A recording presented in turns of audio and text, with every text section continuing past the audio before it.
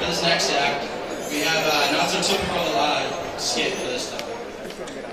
For one of the first times, we're featuring poetry reading at the senior show. Now introducing Jordan Rivers with an original poem.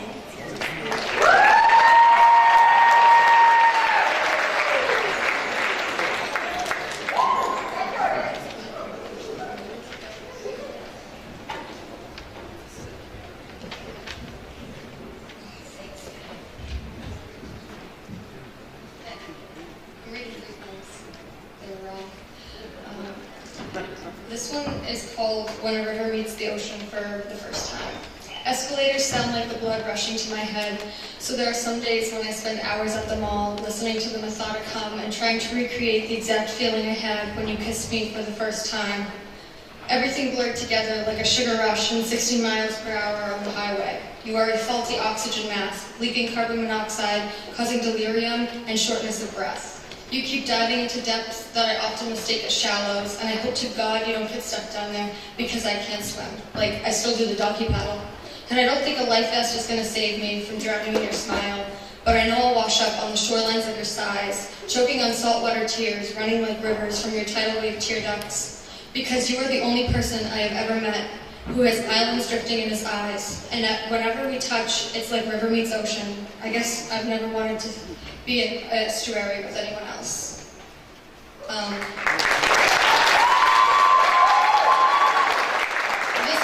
doesn't have a title. Hold me like a wine glass. Kiss me with champagne eyes. Leave your fingerprints on the sliding glass doors of my heart. Run to me with the broken glass in your palms. Tell me I am more broken than the earth's crust, that my fault lines run deeper than hers. Talk to me in tornado and I will respond in a mixture of hurricane and tsunami. I want you to label my ribs with your fears. I will break them to set you free, snap them like wishbones so you always get your wish. Take shelter. I am a storm contained in a shower stall. I can't promise I won't wreck you, but I can promise I will come back to restart your heart. And there might be a garden blossoming inside of me, because there are monarch butterflies breeding in my stomach, and the hummingbirds in my lungs are making it hard to breathe, but I still make room for you. I inhale and exhale you daily. You are laughing gas in a tear gas chamber. I will never grow tired of you, as long as you always let me use your chest as a pillow. And there are mines going off in my heart, detonating every time we touch, and I can't keep the fireflies from my smile when I think of you. So when every night feels like the 4th of July, I can't help but find your face in the fireworks.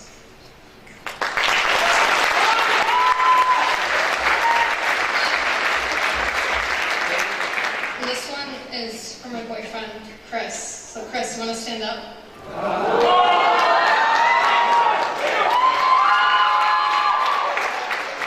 stand up. I'm going to read this to you. Stand up.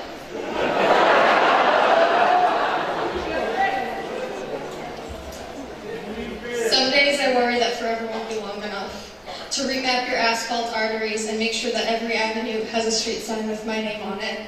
And I know I'm not the best at cartography and geography, but I feel like I've walked down the sidewalks of your subconscious before, that I placed my hands in sweat cement and marked you a long time ago. So when you passed by, the creases in our palms would line up perfectly, lifelines intersecting, and then get tangled up like the miles of telephone wires connecting us. And like the satellites that keep us close, you are too far out of my stratosphere for me to comprehend how or why you exist. But I swear I saw Saturn orbiting in your left eye. I guess that's when I figured you were my perfect match. I wanted you to set me aflame, watch forest fires envelop my heart. They say the heart is an organ of fire. I never put much thought into that incessant burning until I met you. And my breathing is still out of sync because of all the car crashes happening in my ventricles from the streetlights and your smile. And most of the time I feel like a candle in comparison to your house fire personality. And I get scared that if I call your boiler room lungs and furnace heart my home, I may get evicted. That you might find someone who pays better rent, who closes the cabinets. But I don't think you'll ever find someone that compares you to every sunrise and that cries every time it rains. And yeah, people change. And I can't keep rhythm. That's probably why I hear heart palpitations. But you can play the drums. And I can let each beat regulate the skipping in my heart rate. And if we're lucky, we can live forever like that.